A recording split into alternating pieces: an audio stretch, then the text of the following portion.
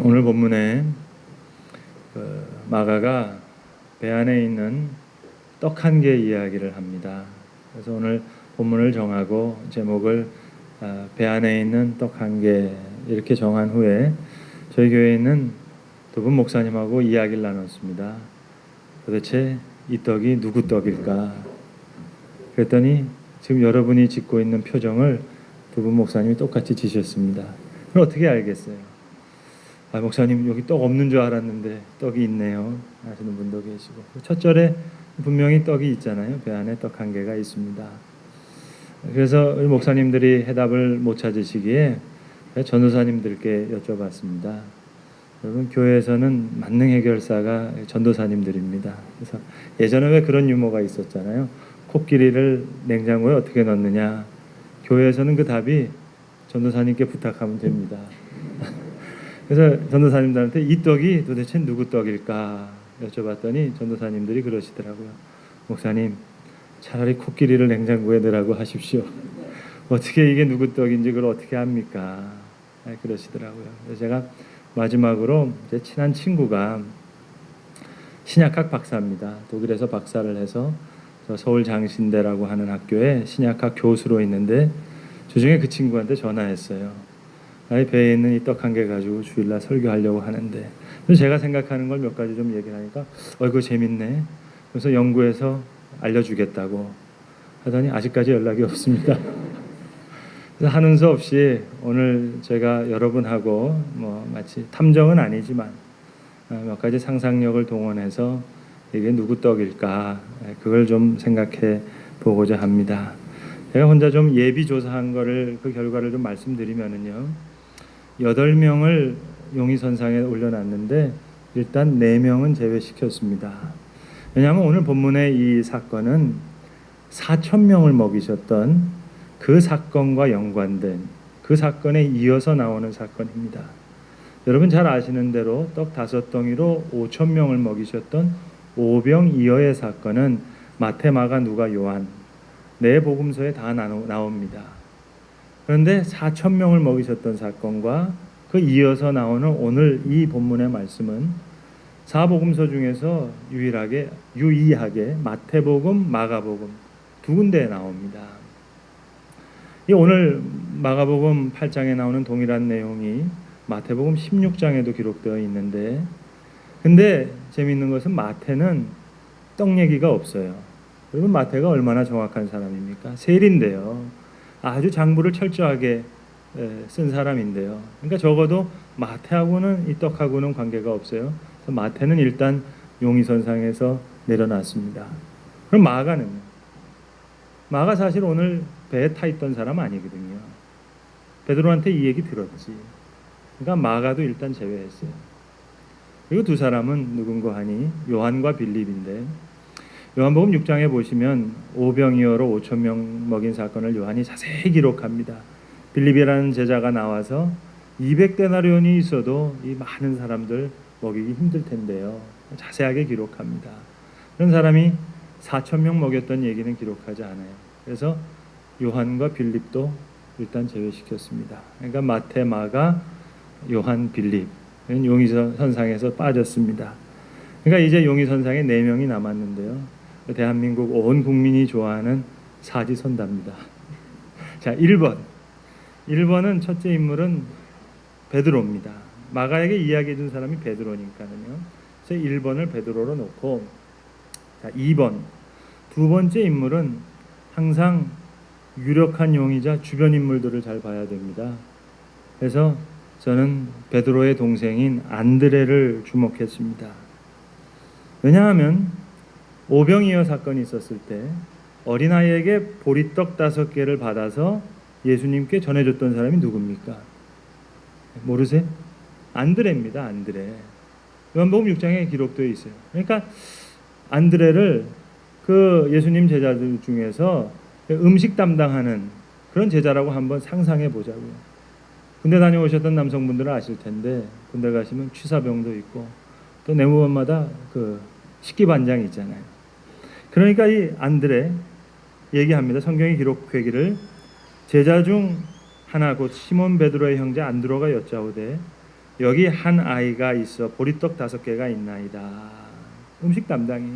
그래서 여기 한 아이가 보리떡 5개가 있는데 이것이 이 많은 사람들에게 어떻게 얼마나 되겠사옵나이까. 그러니까 2번 용의자는 베드로의 형제인 안드레입니다. 3번 용의자는요, 일단 가룟 유다예요. 사실 가룟 유다는 오늘 본문과 직접적인 관계가 없는데 착하게 살아야 됩니다. 일단 전과자잖아요. 그러니까 가룟 유다는 올려놓자고요. 확실한 단서는 없는데 뭐 가룟 유다는 용이 주도한 사람입니다.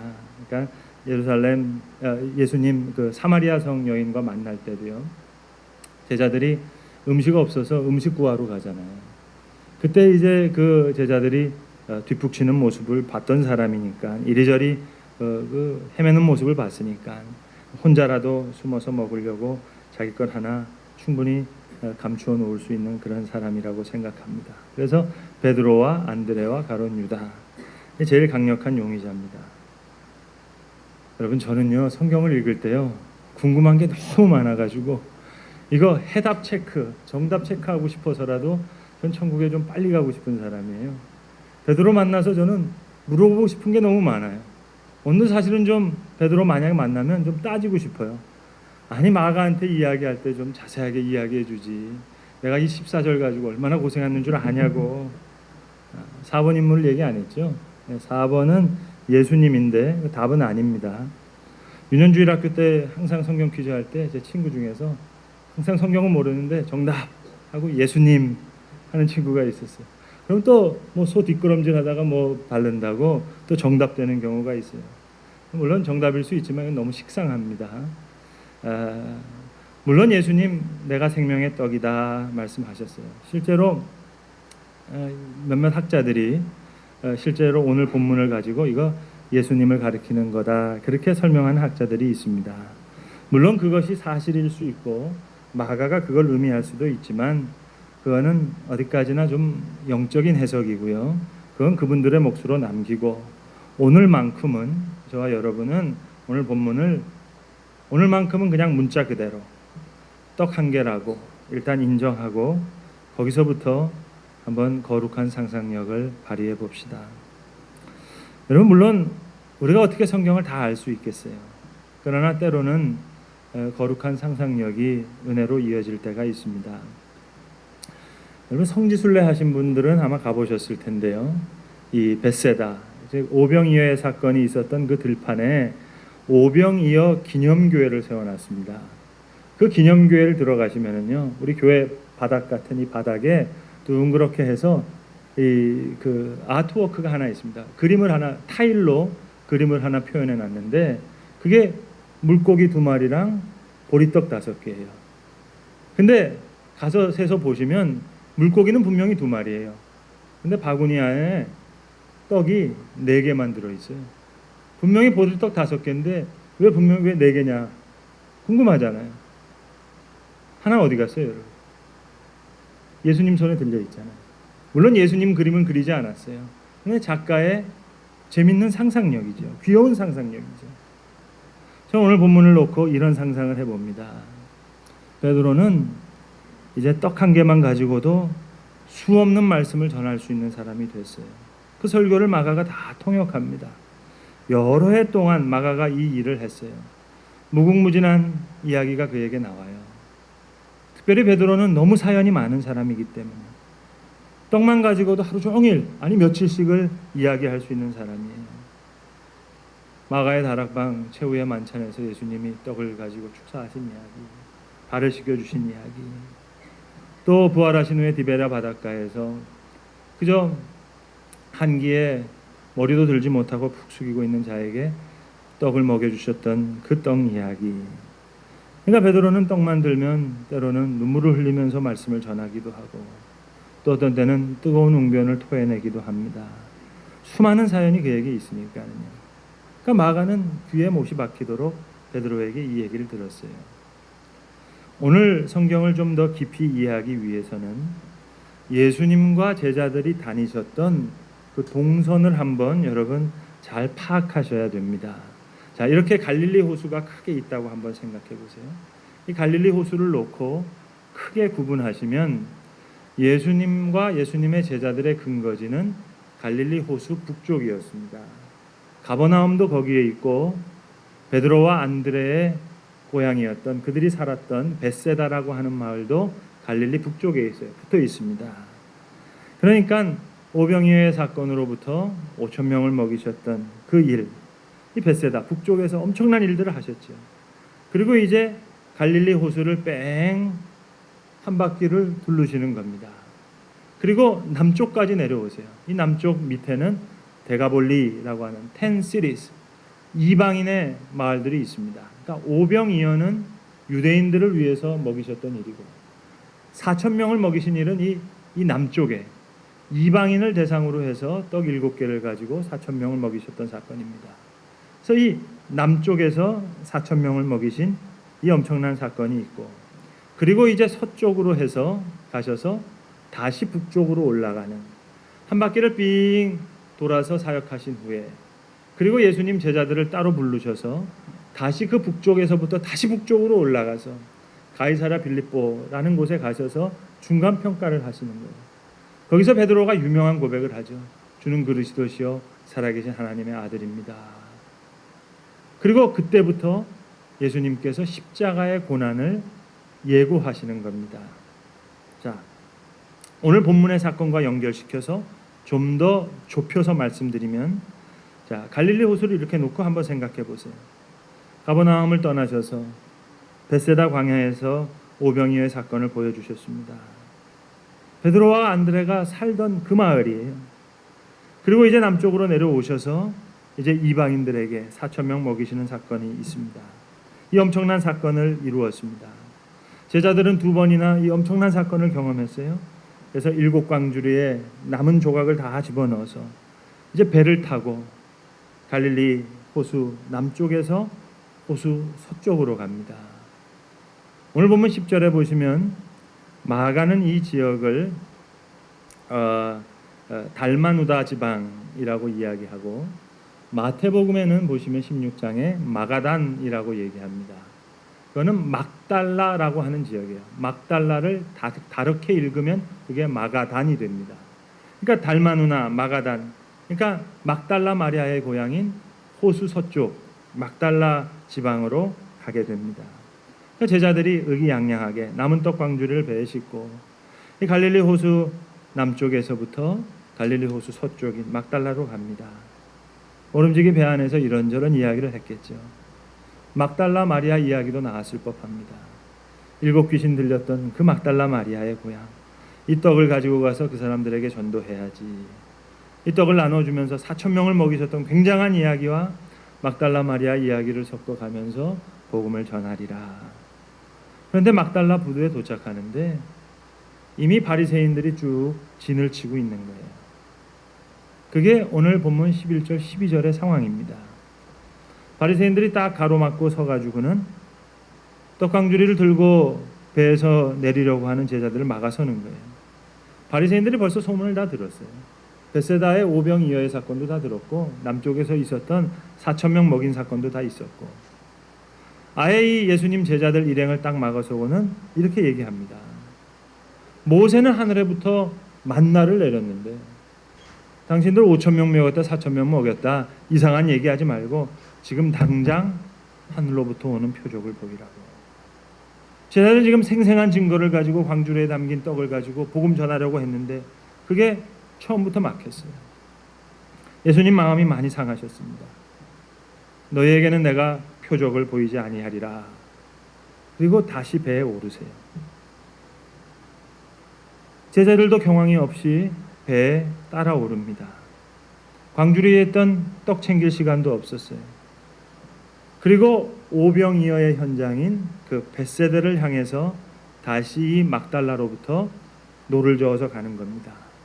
그러니까 오늘 본문의 사건이 일어난 이 시점은 막달라로부터 벳세다로 가는 그 배 안에서 일어난 일입니다. 그 배 안에서 주님이 제자들에게 해주신 말씀이에요. 경고하여 이르시되 삼가 바리새인의 누룩과 헤롯의 누룩을 주의하라.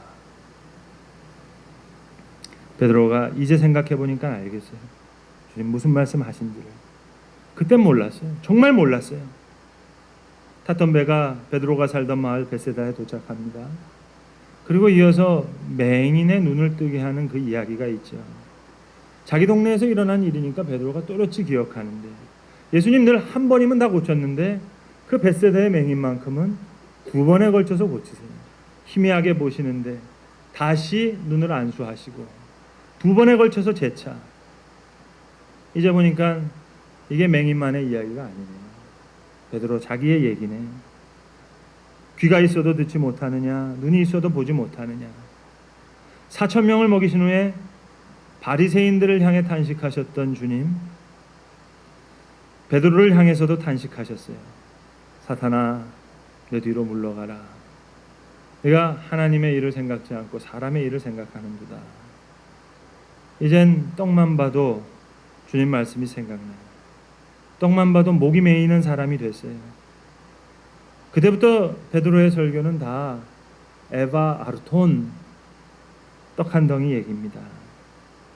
보세요. 상상해 봅니다.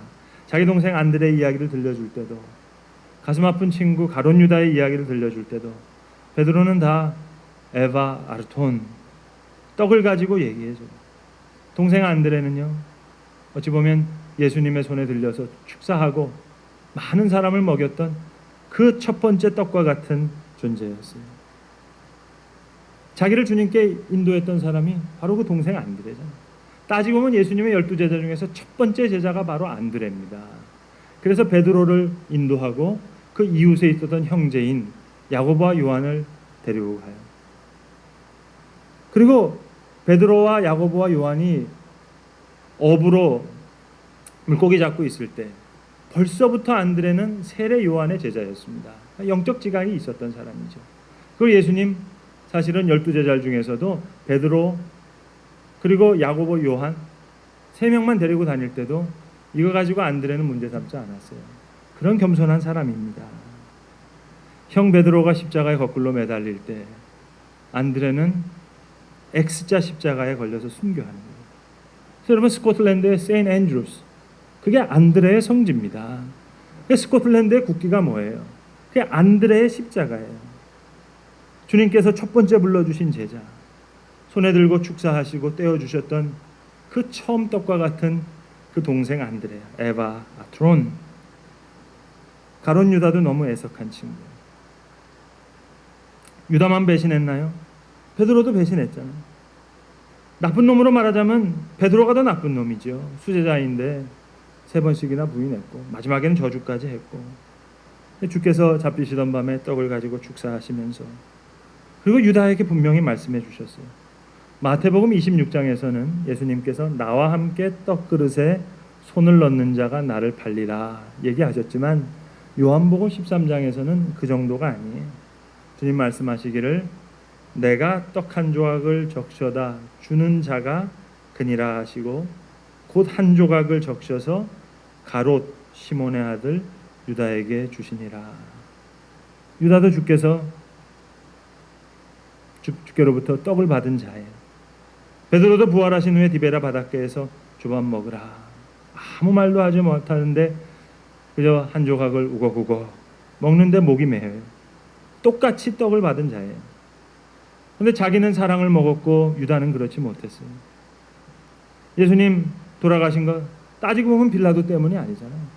가야바와 안나스 때문도 아니고, 더더구나 유다의 죄 때문도 아니고, 우리를 위한 사랑 때문인데 유다는 그 사랑의 떡을 받지 못했어요. 아마 막달라 마리아를 설명할 때도 떡을 가지고 설교하지 않았을까 싶어요.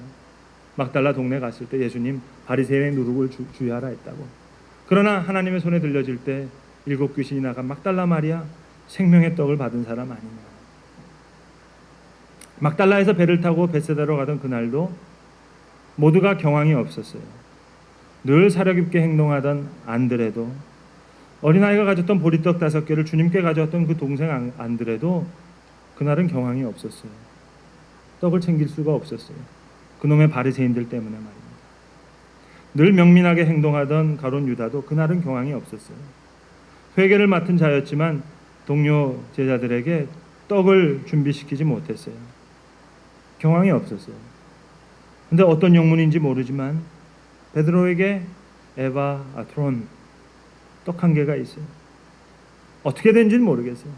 배의 어부들이 배에 가지고 있던 비상식 양인지, 아니면 이제 자기 고향 베세다로 돌아가니까 뭐 아내에게 보여주고 싶어서 기념품처럼 갖고 있었든지, 안드레처럼 사력 있게 주님께 필요하실 때 그 떡을 드리려 했는지, 아니면 그래도 수제자의 책임을 다해서 가룟유다와 제자들이 부딪히는 거 그걸 막기 위해서 뭐 다는 준비하지 못했지만 경황이 없어서 그래도 아무튼 배 안에 떡 한 개가 있었던 사실을 다른 사람은 몰라도 베드로는 알고 있어요.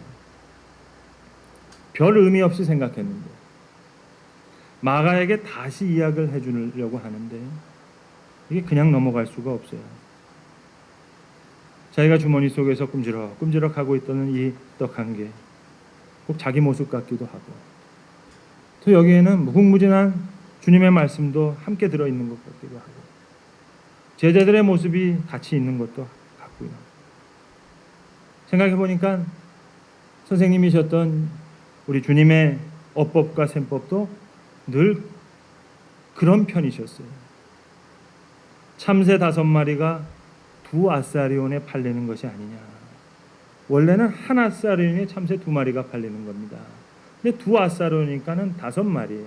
그러니까 그 한 마리는 덤으로 들어가는 그런 참새예요. 그러나 그런 참새 한 마리도 하나님께는 잊어버린 바가 되지 않았다. 너희는 심지어 머리털까지도 다 세신 바 되었으니 너희는 이 많은 참새보다 더 귀하지 않느냐. 한 마리 참새가 아니에요. 이 많은 참새보다 더 귀하지 않느냐. 이게 예수님의 어법이에요. 이게 예수님의 셈법이에요. 떡 5개를 가지고 5,000명을 너희에게 떼줄 때에 너희가 몇 바구니를 거두었더냐. 예수님 12바구니를 거두었습니다. 또 떡 7개를 가지고 4,000명에게 내가 떡을 떼어줄 때 너희는 몇 광주리를 거두었더냐. 계산하라는 말씀이 아니잖아요. 따지고 보면 적은 떡으로 더 많은 사람을 먹였어요. 그리고 더 많이 남겼어요. 그러니까 이 떡은 그냥 떡이 아니죠. 주님의 말씀이죠. 그리고 베드로 자기를 포함한 모든 제자들의 모습이기도 하고요. 예, 7광주리를 얻었나이다. 그래, 사람은 떡으로만 사는 게 아니고 하나님의 입으로 나오는 말씀으로 산다. 너희는 바리새인의 누룩과 헤롯의 누룩을 주의하라. 그냥 떡 하나가 아니었어요. 그냥 참새 한 마리가 아니에요. 참새 한 마리에도 주의 말씀이 있고 주의 사랑이 있고 내 모습이 있고 그 많은 참새보다 우리를 귀하게 여기시는 주의 사랑이 있고, 예수님이 이르시되 아직도 깨닫지 못하느냐. 그땐 무슨 말씀인지 몰랐는데 이제 와서 생각해 보니까 베드로가 자꾸 자기 주머니 속에서 만지작 거렸던 그 떡 한 조각이 생각나는 거예요. 그냥 떡이 아니죠. 자기가 살았던 벳세다 그 광야에서 5,000명을 먹이셨을 때 내가 하늘에서 내려온 떡이라고, 내가 생명의 떡이라고 얘기하니까 사람들이 다 도대체 무슨 말이냐, 이해하기 어렵도다. 떠날 때 예수님 너희들도 떠나느냐. 베드로가 대답했잖아요.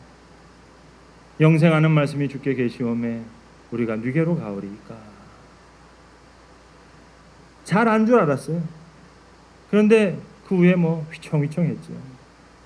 바다를 걷다가 빠지기도 하고 칼을 뽑아서 말고의 귀를 자르기도 하고 말입니다. 주는 그리스도시요 살아계신 하나님의 아들입니다 고백해서 주님께 칭찬도 받았지만 이게 웬걸요. 사탄아 물러가라. 주의 손에 들려지지 않았던 떡, 그게 바로 그런 모습이었어요. 떡 한 개, 여기에 주의 많은 말씀이 있고 자기의 모습이 있고 더 자기 동료였던 제자들의 모습이 함께 있어요. 말씀과 사랑의 떡을 먹었을 때 자기는 비로소 눈이 떠져서 주의 사람이 될 수 있었습니다. 아직도 깨닫지 못하더냐. 주머니 속에 있던 그 한 덩이 떡처럼 깨닫지 못했던 이야기. 그 이야기를 오늘 베드로가 배 안에 있던 떡 한 개라는 제목으로 그가 사랑했던 마가에게 그 이야기를 다시 들려주었던 것입니다. 기도하겠습니다. 아버지 하나님, 우리는 성경의 말씀을 다 알 길이 없습니다. 14절의 말씀 배 안에 있던 떡이 무엇인지 우리가 알 수가 없습니다. 천국 가서 베드로에게 또 마가에게 물어보기 전에는 우리가 어찌 다 알 수 있겠습니까? 우리가 전혀 알 수 없는 일이지만 아버지 하나님, 참새 한 마리를 통해서도 무궁무진한 말씀을 주셨던 주님을 기억합니다. 주께서 제자들에게 떼어주셨던 떡 한 덩이에도 이런 무궁무진한 말씀과 사랑이 있었음을 우리가 아오네. 이 떡 한 개의 모습에서 베드로의 모습도 있고 주의 말씀도 있고 또한 우리의 모습도 있사오니 이 무궁무진한 말씀 잘 새겨서 눈이 있어도 보지 못하는 자, 귀가 있어도 듣지 못하는 자, 또 아직도 기억하지 못하고 깨닫지 못하는 자가 되지 않도록 주님 우리를 인도해 주시옵소서. 우리 주 예수 그리스도의 이름으로 기도합니다. 아멘.